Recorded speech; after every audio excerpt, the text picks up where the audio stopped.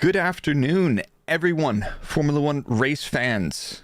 We're back with another YouTube stream. I am just pouring a bit of sparkling water. We'll get straight into it. Thank you guys. There's so many of you guys waiting and queuing up here in the pre-chat lobby. We've got 30 seconds until we're live. Oh my goodness. I hope everybody's having an awesome day.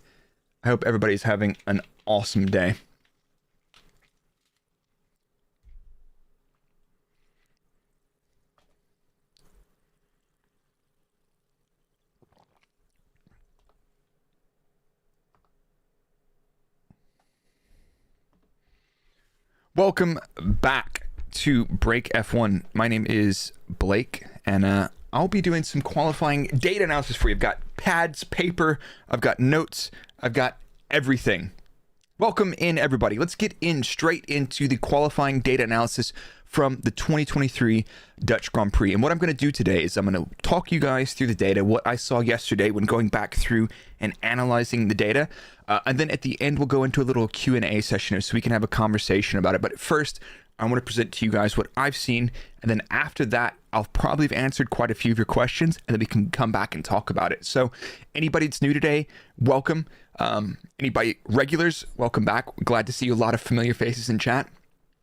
And if anybody's new, so I do this data analysis because this is how I, A, enjoy, and B, better understand data, because people will always come up with these speculations and ideas, and I'm like, I get that, but over the last 10 years or 12 years or so, I've spent as a trackside performance engineer, a simulator performance engineer, focusing on car development, data analysis in Formula One for Force India and Red Bull Racing.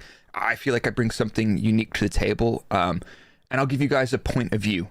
And a lot of this stuff, it's kind of hard to say exactly what's going on, but we can speculate, we could put some options on the table, but I will not be so arrogant or bold as to say that I'm always right, but what I will do is I will do my best to give you guys some interesting analysis and some unique points that you're not really going to get anywhere else. So why don't we get straight into the qualifying results, and let's talk about them. So, no surprise, Max Verstappen is on pole for the third year in a row at Zandvoort, but we did have Lando Norris in P2, and it looked like Lando Norris could have had pole, but we'll talk through the lap and the story of how that happened. George Russell, P3 in Q3. Alexander Albon dragging the Williams up to P4, which was, I think, a really nice, pleasant surprise. It wasn't shocking to me, but let's say it's definitely surprising. Alonso, the Aston Martin, there or thereabouts, but falling quite far from, challenging for being on the qualifying interview of those top three. Carlos Sainz, the Ferrari, looking absolutely atrocious. And we're going to look through that. And I've got a couple of speculations about what's exactly going on with the Ferrari. Again, I can't tell you for sure, but we've had a couple of notes and some comments from Leclerc, who crashed out in Q3. So we can kind of talk about that. Perez, a huge chunk off of his teammate in a tricky Q3 session. Piastri, Leclerc, and Sargent. So Leclerc and Sargent crashed out at the beginning-ish of Q3. We had two long red flag sections. Lance Stroll just missing out. Gasly and Tsunoda, Hülkenberg, and Hamilton. What was going on with Lewis Hamilton? We're going to go back through and we're going to talk about that. And then also in Q1, we had Liam Lawson, who is sitting in for Daniel Ricciardo for the foreseeable future, the next 4 races at least. I would venture to say Lawson kept it clean, and you know what? He's not got very much experience with this car, these tires, and he's like, you know what? We'll just keep it out of the barriers, which was I applaud him for that. Bottas, P19. The Alfa Romeo is probably one of the most disappointing cars in terms of performance. And looking back through some of the data, they're really struggling to keep up with the development trends of the other teams. And I don't see them competing at all this season. So we'll talk and we'll talk a little bit more about Aston Martin and what does that look like. But let's go back to this. So here's the gap in qualifying between everybody. Verstappen setting the reference. Verstappen 1 minute 10. Norris 1 minute 11.104. 1 minute 10.5 for Verstappen. And then Norris 6/10 off of that. And you could see all the way down to Ferrari. These are the cars that were in Q3 on the slick tires. And again, remember, qualifying went intermediate Q1, intermediate tire Q2 with the wet track, and then softs in Q3. So all these guys that are down here, way huge 14% off of pole. That's because they were on inters. But I'm very surprised to see Ferrari this far back and Williams this far up. So we're going to go back and we're going to look through that. And if you're not familiar with that chart, it just shows the percentage to pole. So we can compare that throughout the season. Looking through best sectors, realistically, not a whole lot in it because the track was evolving so much. Pretty much everybody was on their best sectors. And let's look at the sector times. We'll just look at sector times in the dry because I'm not too worried about. I think everybody here wants to talk about the meat. What happened in Q3? So let's dig into that. Just give me 1 second.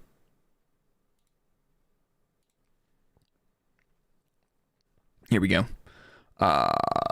Boom.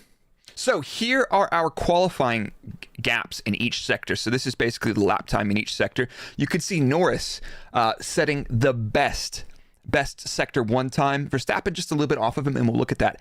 Albon, a little bit far off in sector 1, but not massively. So there's a good way to look at Zandvoort. Sector 1 and sector 3 are about straight line speed, and sector 2 is about downforce, grip, and performance.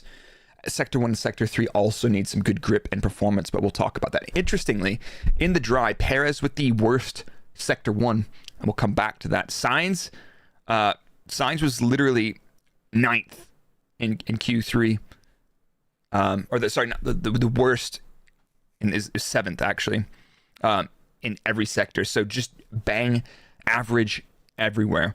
Piastri struggled Sector 1 and then had a crap lap. Russell, though, crap Sector 1, good Sector 2, crap Sector 3. So we could probably speculate a little bit that the Mercedes running a little bit more drag, considering their relative pace in your downforce Sector 2.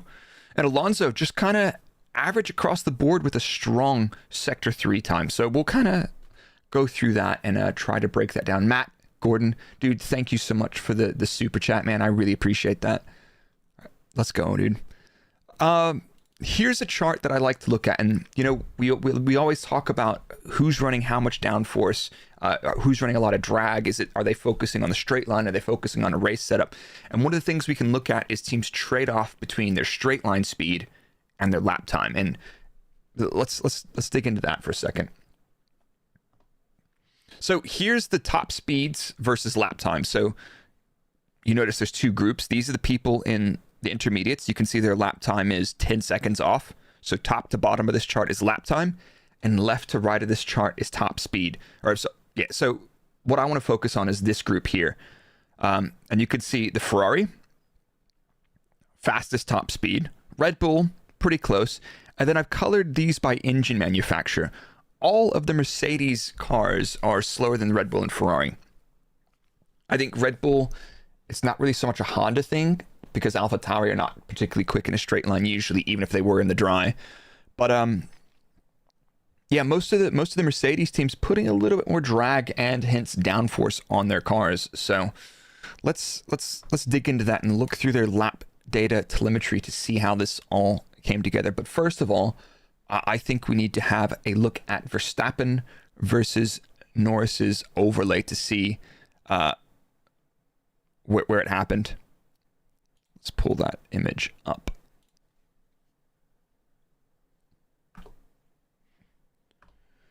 So here is our telemetry of Verstappen in blue and Norris in red. So if you're new to these kind of charts, I'll just quickly run through it. The top chart is your car speed. The left is the start of the lap, and the right is the end of the lap. So basically, as you look left to right, this is at any position down the lap, and you can see the corner numbers up here across the top row.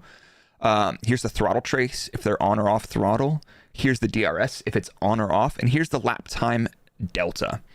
And if it goes towards the bottom, that means Norris is faster, and if it goes towards the top, that means Verstappen is faster. So what I always do is I'll look at this and I'll try to break it down into segments so that we can try and quickly understand where the performance is coming from. And I think this will help you guys. So the first thing I'll do is I'll look at top speed. Red Bull, DRS on, DRS off. Their top speed is probably 3 to 4 kilometers an hour faster than the McLaren. Not a surprise at all. High speed performance, so the very high speed corners above 200 kilometers an hour. Red Bull in general better in turns 7 and 8. So as expected, Red Bull's high speed, the big downforce emphasis is better. But then we go look at the low speed corners, and let's go jump back and forth between the car speed data and the telemetry. So again, Verstappen in blue, Norris in red. And if we look at this, we can see that Max really was not good into turn 1, almost 12 kilometers an hour down at his minimum speed. And by the apex of turn 1, Norris is about 0.2 up on Max. Again, these medium speed corners, turn 2 and turn 3, the McLaren very strong, actually gaining on Max here. Then we come to this straight. Max claws a little bit of this lap time back, but Norris is still half a tenth ahead of him. And then this is where the Red Bull really makes the difference. And from sector 2 and into sector 3, Max really hooked up through turn 7. And that just goes to show you that the Red Bull just has so much usable downforce and a really great balance, that the fact that they can have good top speed, not very much drag, and they go into these high speed corners and they're absolutely killing everybody. Max holding a bit of throttle going through turn 7, turn 8. Now, we go back to these lower speed, like the 125 kilometer an hour corners. The McLaren very strong here, but Max does get a really good drive out of turn 10.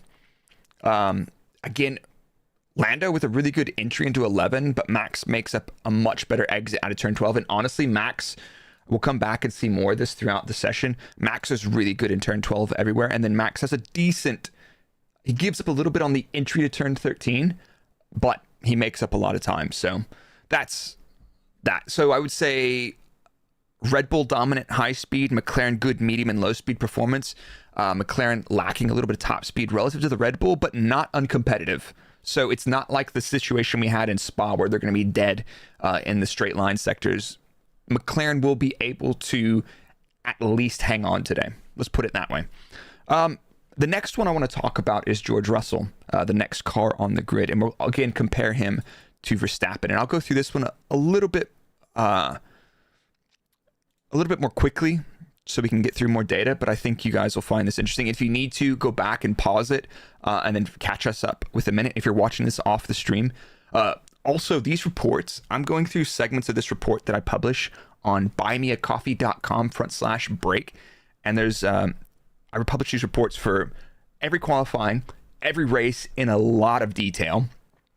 And then I also every now and then do a free practice 2 session. So the free practice 2 analysis report is free to everybody. So if you go to buymeacoffee.com/break and check that out, you will see that there's a lot of stuff on there for free, and members get access to all the good stuff.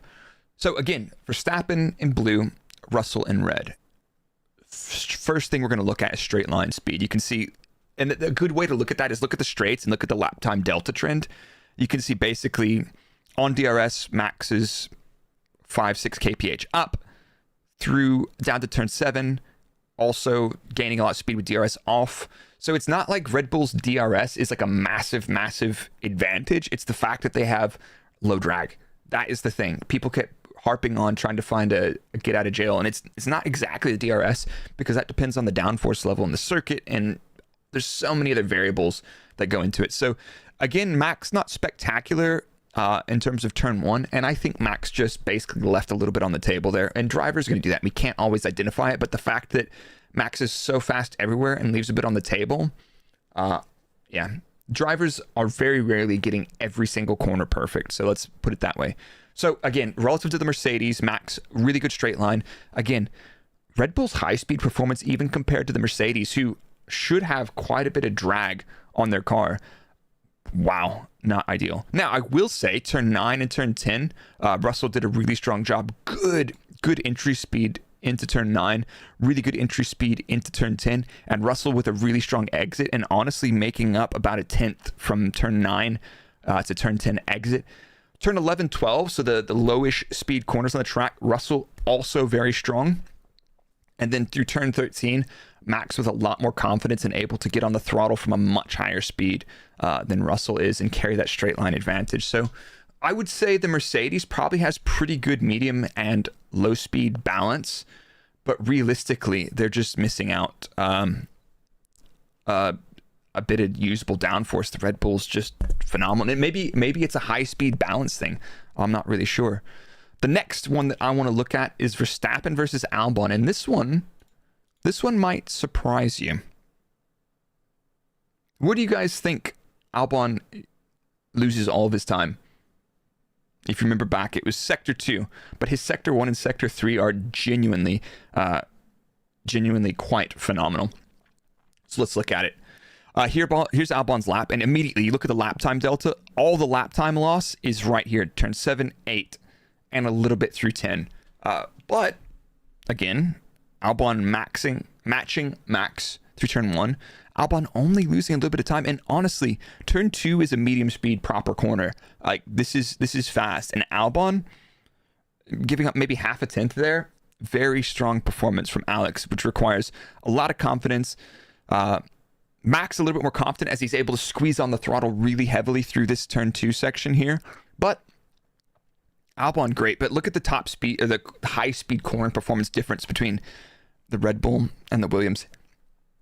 As expected, we don't expect the Williams to have a whole lot of downforce, but in terms of straight line DRS off, the Williams is actually faster. So, I mean, the Red Bull's DRS effect is definitely bigger than the Williams. Albon also loses a bit of time through turn 12, but if we go back to, let's just go back to Russell real quick. Russell loses a load of time in turn 13 here. And if we go back to Albon doesn't really lose that much time. Yes, there's a little bit difference in cornering speed, but in terms of time lost, we're talking less than a couple hundredths there. So I don't know what to think. Alex Albon absolutely driving the wheels off of that Williams, and it's something I absolutely love to see. Honestly, one of the nicest dudes in the paddock, and I feel like people are starting to reassess their opinion of him. And I was having a chat with someone earlier about it. It's like, you know, when he was a couple tenths off of Max, people are like, you're not close enough to Max. You need to be closer. And now you see Checo, you know, with huge gaps to Max quite often, and they're like, that Albon, hey? That Albon. But either way, I love seeing Alex do well, and I'm really happy for him. So, yeah, and honestly, as Monk says in the chat, good Sector 1 and good Sector 3 will work in his favor exactly because, yes, you can overtake in Sector 2, and I'm not particularly familiar with the races from the last years and where all the overtakes were happening, but with his good top speed, he could make some DRS passes on cars that are potentially faster than him through turns 7 and 8, but realistically, Albon's sitting kind of in the mix with everybody else. And the Williams, in terms of all the other cars, let's put it this way. Nobody is going to be challenging the Red Bull in Sector 2. So most of the teams that were in Q3, at least, we saw that their high speed and their Sector 2 performance was not massively dissimilar. If we go back and look at, let's go back and put this in perspective. Let me just pull up this chart real quick.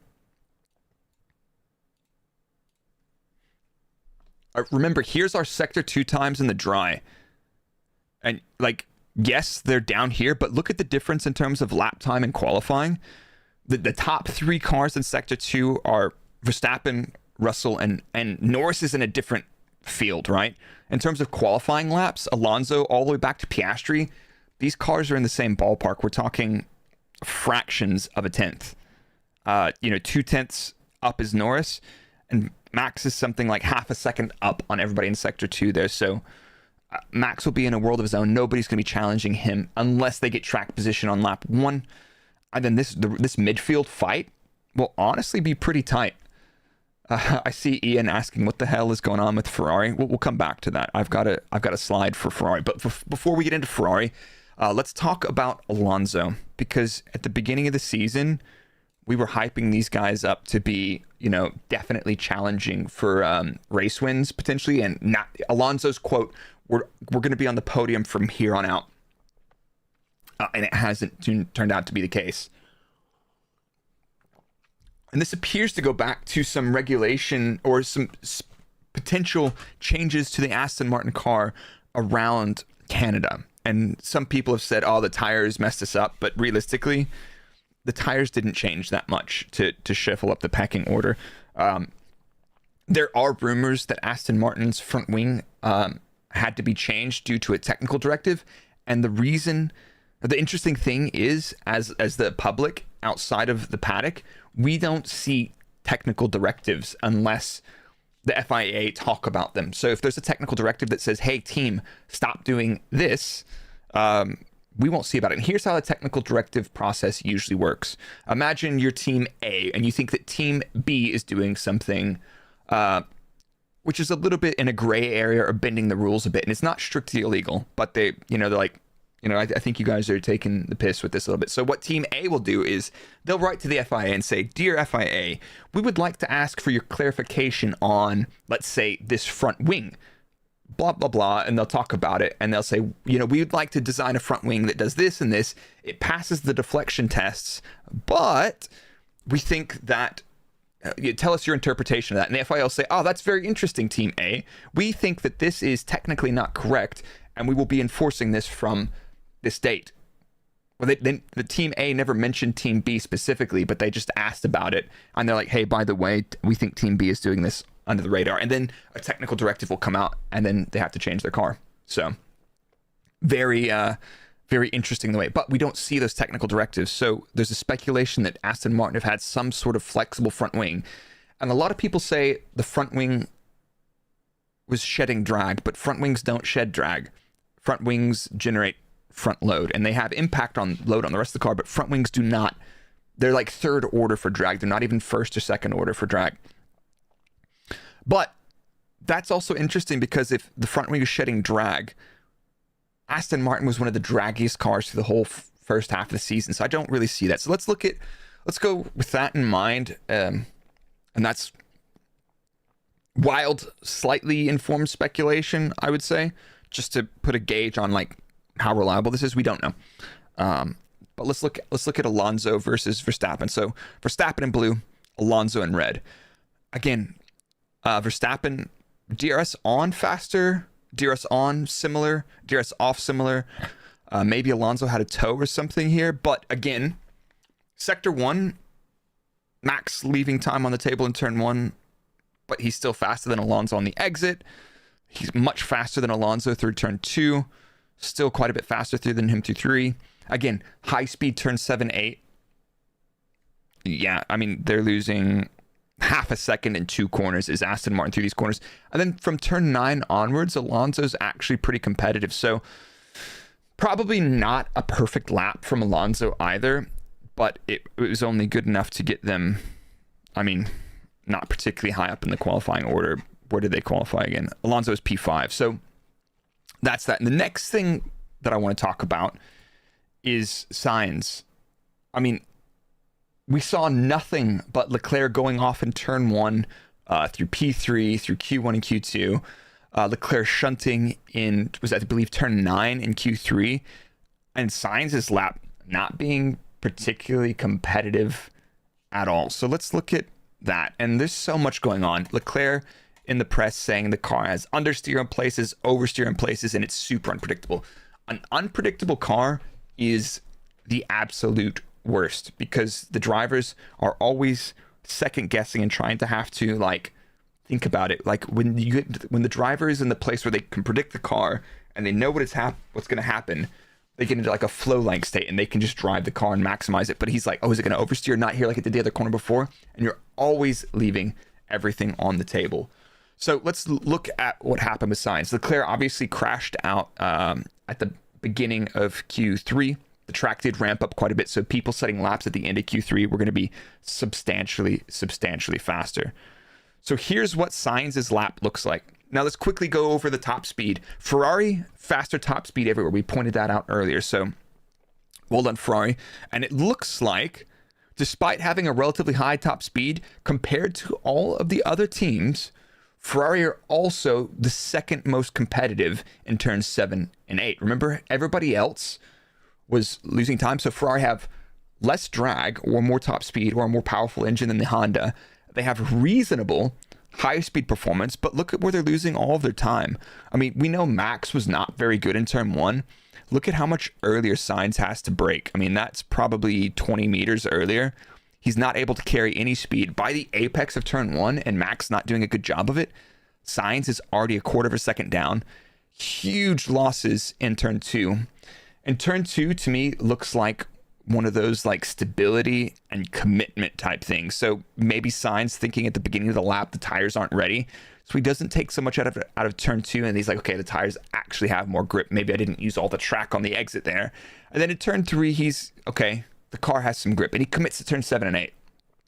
Then coming into turn 9, absolutely no commitment early on the brakes, no cornering speed, and loses another half a second in turn 9 and 10. So Sainz loses half a second through the first 3 corners. He loses another half a second through 9 and 10. And I would say this is biased medium to low speed corners here. Again, turn 11, 12, no confidence on the brakes. Turn 12, decent and pretty good. He gives up a little bit of speed on the entry to 13, but gets a good drive, and they have a little bit less drag. So Ferrari's problems to me are interesting. They've got not much drag. They're quick in a straight line. Their high speed performance is reasonable, but they have some very interesting either balance problems with their car, high speed to low speed split, or they're struggling with the tires. I don't see the indications of tire overheating that lap. If you thought they were overheating the tires, you would see somebody competitive in the first sector, okay in the middle sector, and then dropping away in the third sector. But realistically, it was most of the medium to low speed corners. Sainz was not particularly effective at all. So yeah, and just another couple points. Hamilton getting knocked out in Q2. I looked back through multiviewer and we saw that Russell was giving feedback to his engineers, and he's saying, you know, the first push lap, the tires are good. The second push lap, they're overheating.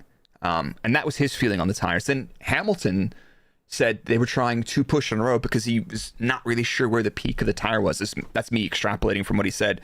So I really don't feel like Hamilton had a particularly good feel of that intermediate tire, because he was struggling a little bit. And in the press releases, in the conversations, he wasn't particularly like, he's just like, I think we got it wrong this weekend. So yeah, there's some question marks over setup changes in directions they went, but realistically, to me, looking at that from the outside, it looks like it was a tire preparation and understanding issue, and they really struggled to get the feedback loop and optimize that run. I could be wrong, but that's what it sounds and looks like to me. But before we move on, let's have a quick look, because we talked about Perez being like 1.2 seconds off of Max, and let's look at what Perez did in qualifying and try to understand exactly where he's losing time.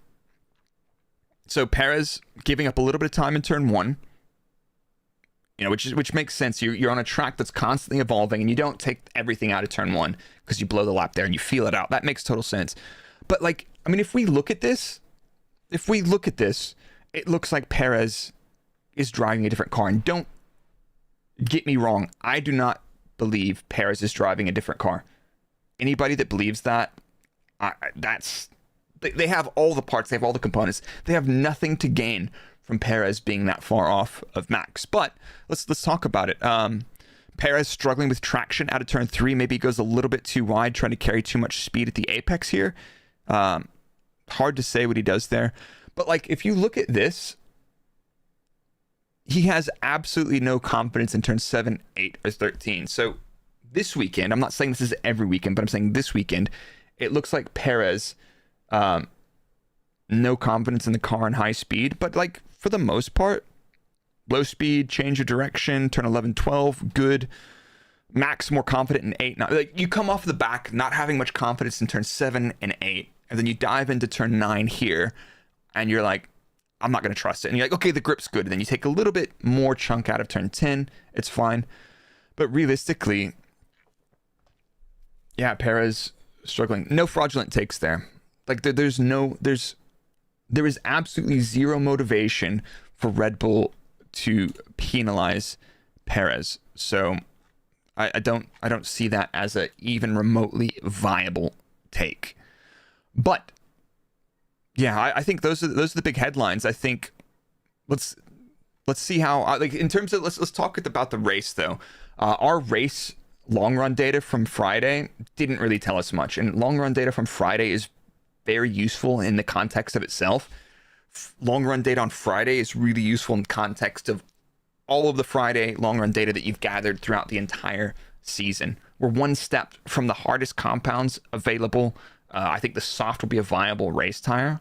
But yeah, so I'm going to turn it over to you guys, and I'll pick a couple questions out of the chat, like anything you guys want to talk about. And then just as soon as this little section is over, I'm going to forward you guys over to the race watch along stream. I'm going to change setup real quick, and I'll be right back with you. So at the end of the stream, if you don't get redirected to the race watch along, just go to my streams and the race watch along stream will be there. So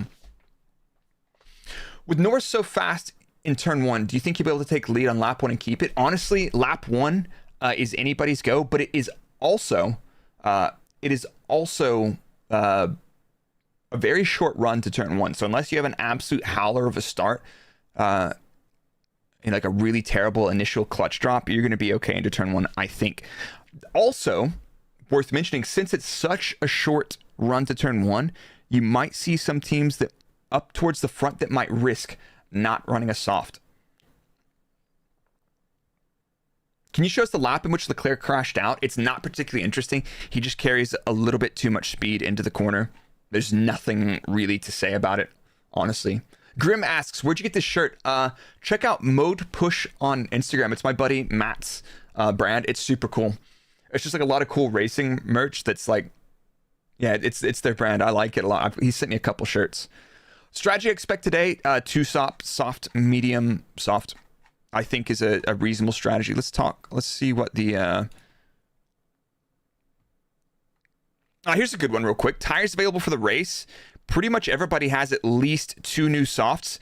Norris, Albon, and Alonso only have one new soft. So, yeah, that's an interesting one. Pirelli's expected strategies are...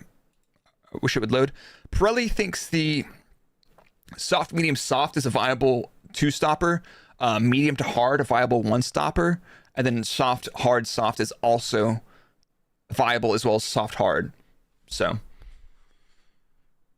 Jose 21 Crisis says, first time chatting here, was Perez possibly affected by bad tire temperatures, overheating or underheating? It's totally possible. Like, outlap tire preparation is super important, and I'm not sure. I all we can do is look at their sector times, and I did not compare their sector times at all. Honestly, I would really like for there to be some rainfall during the race as well. But to hedge my bet, soft, medium, soft, I think is a pretty good strategy without safety cars. I think if safety cars happen, we'll see other strategies. I don't have any of Perez's overlays to other cars prepared, so unfortunately. If it rains, probably start on the softs and take them. Yeah, but Monk has a really interesting question. Let's say that I expect the soft will last about 18 laps. If you think that there's rain coming somewhere around that mark, but it could be later, you might be inclined to start on the medium, because the medium will give you that much more flexibility to go longer until the rain potentially comes, and potentially you convert that to a medium soft race or a medium hard race. So rain in 20 to 25 minutes. So that would be somewhere probably around lap 10, Alex is suggesting. Safety car red flag chances super high, because you've seen a lot of drivers really, really struggling with this track. So, yeah. The radar is pretty useless. Yeah, when you have places on the coast, in between valleys and mountains, the radar is great. My top 5 predictions are Verstappen, Norris, Perez podium, and then Russell and Alonso. I'm going to forget that in a minute, but Verstappen, Norris, Perez, Russell, Alonso. That's me. So guys, real quick, what I'm going to do is I'm going to wrap up this segment. I'm going to change my scenes over. I'm going to get ready for the race watch along, and I'm going to forward you guys over to the race watch along. So if you're not there already, all you have to do is go to my streams and click on the race watch along, and I'll see you guys in the chat in 5 minutes. I just got to switch some scenes over. I hope you guys have enjoyed this data analysis watch along stream. And again, be sure to check out buymeacoffee.com/break to get this. I'll do qualifying, race. Sometimes I even do free practice 2, and there's a free practice 2 analysis from Zandvoort already up there. So you can look at that in all the detail, including the high fuel data. Oh, I thought I said Albon, Carl. I think Albon might be in the top 5. Correction. Libby, thanks so much, man. Sabu, Ian, let's go. We need Max to turn into Russell. The terror returns. Right. Like the stream. I will see you guys over in the race stream in 5 minutes.